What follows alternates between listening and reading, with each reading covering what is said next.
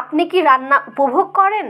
এর উত্তর যদি হ্যাঁ হয় তাহলে বুঝতে পারবেন যে রান্নাঘর কেবল খাবার তৈরির জায়গার চাইতেও অনেক বেশি কিছু হতে পারে। লাইফ স্কিল ছাড়াও রান্না আপনার মন ভালো করতেও কাজ করে। আপনার রান্নাঘরে কাটানোর সময় কেবল সুস্বাদু খাবারই নয়, বরং প্রশান্তি এবং মননশীলতার অনুভূতিও তৈরি করতে পারে। রান্নাঘরটি আপনার ব্যক্তিগত বিশ্রামের আশ্রয়স্থলে রূপান্তরিত হতে পারে। কিভাবে? চলুন জেনে নেওয়া যাক। রান্নাঘর আনন্দ খুঁজে বের করার দুর্দান্ত সুযোগ দেয়। ভারী কোনো খাবার রান্না করুন বা সাধারণ কিছু, পরিপূর্ণ মনোযোগ দিয়ে করুন। রেসিপি নিয়ে নিরীক্ষা করুন, সৃজনশীল হন এবং পনির বা গাজরের মতো কাঁচা উপাদানের স্বাদ উপভোগ করুন। এতে কেবল সুস্বাদু খাবারই পাবেন না, বরং আনন্দ এবং পরিপূর্ণতাও অনুভব করবেন। লাড্ডু তৈরি এই কাজটি আক্ষরিক অর্থেই আপনার মুহূর্তগুলো মিষ্টি করে তুলবে। লাড্ডু তৈরি করা মননশীলতাকে আলিঙ্গন করার একটি দুর্দান্ত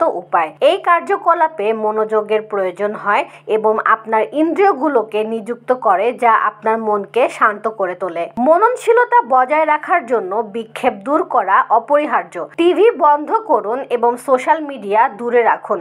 আপনি যদি কোনো গ্যাজেট ব্যবহার করতে চান তাহলে বরং রেডিও চালু করুন। পুরনো কোনো গানের সুর আপনার রান্নার ছন্দ বাড়িয়ে দেবে। মননশীল রান্না জটিল হওয়ার প্রয়োজন নেই। এমনকি একদম আনাড়িরাও ডালিমের বীজ খোলা বা মটরশুঁটির খোসা ছাড়ানোর মতো সহজ কাজগুলোতে প্রশান্তি খুঁজে পেতে পারে। এই পুনরাবৃত্তিমূলক কার্যকলাপের ফলে বর্তমান মুহূর্তে আপনার মনোযোগ আকর্ষণ হয় এবং শিথিলতা বৃদ্ধি পায়। বাসন ধোয়া, যদিও অনেকের কাছে এটি একটি বিরক্তিকর বিষয়, তবে বাসন ধোয়া আশ্চর্যজনকভাবে থেরাপিউটিক হতে পারে।